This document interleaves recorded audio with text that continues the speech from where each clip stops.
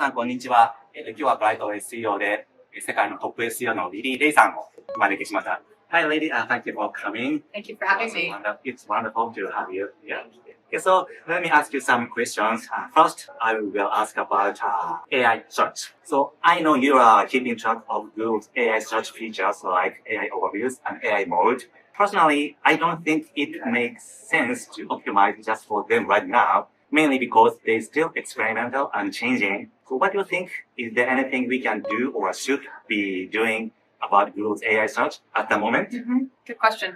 I think it's largely the same things that we do for SEO. We don't have to change that much, but it's true that the features are always changing every day. Google's changing how AI overviews look and feel and how they're linking to different websites and citing different websites. So I would at least set up your website in different tracking tools to understand how you're ranking within AI overviews. There's tools like ZipTie and Ahrefs and SEMrush where you can see rankings within AI overviews and monitor your competition and see if you're providing the same content that is being cited within AI overviews, but I wouldn't change too much of your SEO strategy because, like you said, it's always changing. One thing that I've noticed is it tends to link to websites that aren't always ranking in top positions. So sometimes it'll link to websites that don't rank in, position, sometimes they rank in position 50 or position 70. So there's more opportunities for different websites to appear there. And one last thing I noticed is sometimes international websites that are not from your country can rank really well. So if you have the same content across different international websites, sometimes you get listed a few times. So you might want to think about expanding to different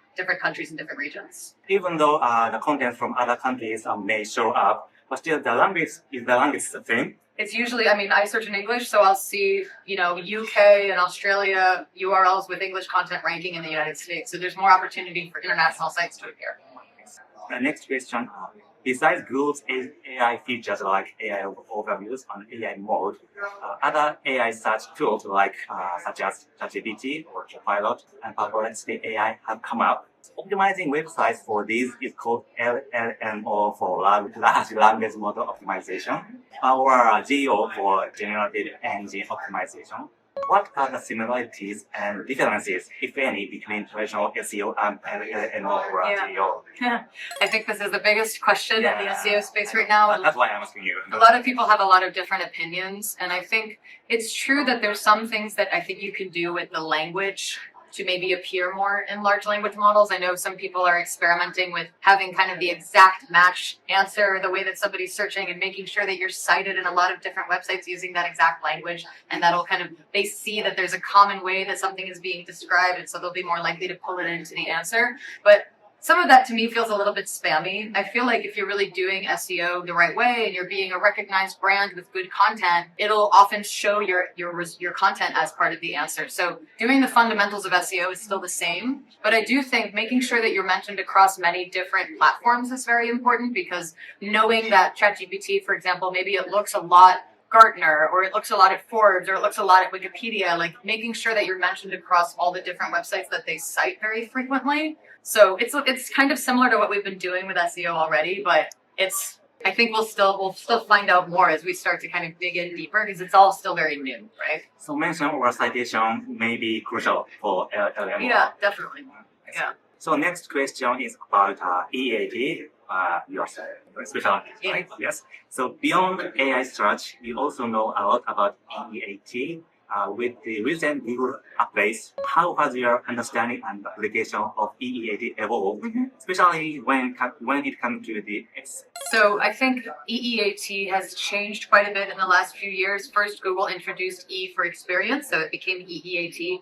And as a result of that, Google is much more interested in showing content that has a real life experience, like someone has really tested the products that they're reviewing, or someone has really traveled to the place that they're writing about. But actually, I think the biggest way that it's changed is Google is showing a lot more forum content, like Reddit and Quora and different places where people are sharing real life experience. So in the past, you might have seen much more authoritative websites ranking. Now you see forums and social media sites, because Google thinks people might want to hear what real users are saying, and that's real life experience. So we're getting much more user-generated content in the search results. So in Japan, we don't have so many forums, but unlike Japan, so in the US, forum is become very strong. Oh yeah. Yeah, it's the biggest change to Google in the last 2 years, is now forums rank very prolifically everywhere, yeah.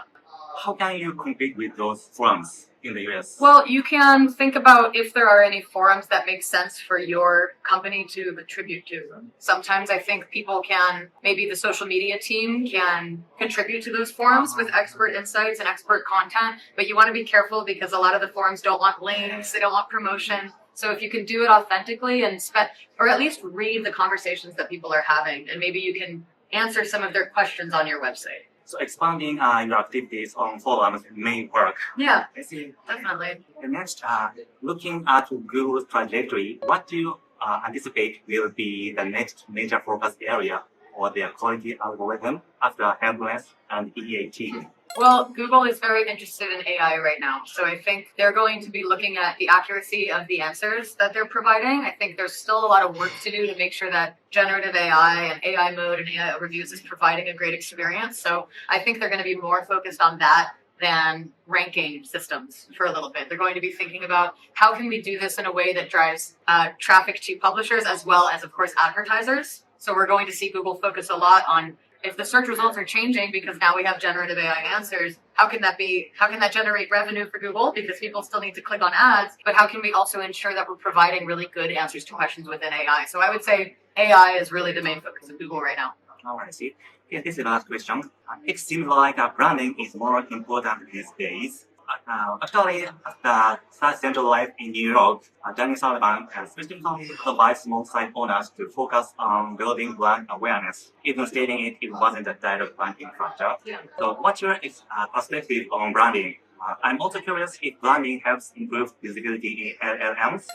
Yeah, in my presentation, I just included a slide from some research that Kevin Indig did, where he did a correlation between brand demand, so how many times people are searching for a brand, and how often they show up in large language models. And there's a strong correlation. So I think the more that people understand this is a brand that does a really good job with this product or this service, large language models and search engines are more likely to surface content from that brand. So there's a lot that you can do both on a personal level, personal branding, but also having your company be someone that has a great social media presence, or they're known for doing really great things, because that attracts a lot of visibility, it attracts a lot of links and a lot of awareness, and all of that directly or indirectly can affect how your content ranks. So branding is something that even with algorithm updates, Google knows we still have to provide people with the brands that they're looking for. So focusing on branding is very much a great strategy for SEO. I think you have already a very strong brand. How did you make that happen?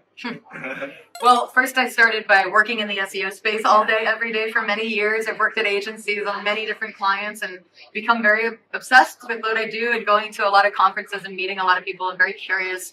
And, later in my career, I started to share a lot, do videos, do conference talks. And the more that you put yourself out there, the more that people invite you to speak and to do interviews and podcasts, and you say yes. You go out and you share your ideas and your perspectives, and you meet other people and exchange ideas. So just being very public facing, I think, and sharing information publicly, even though it's scary for some people, the more you do that, the more people will invite you to share your ideas with the world. I completely agree with you. Yeah. Yeah, your experience definitely will help us. Thank you. Likewise. Yes. Thank you. Okay, thank you for joining us today. You're welcome. It was nice to be talking with you. Thank you. You too. ありがとうございました。Thank you.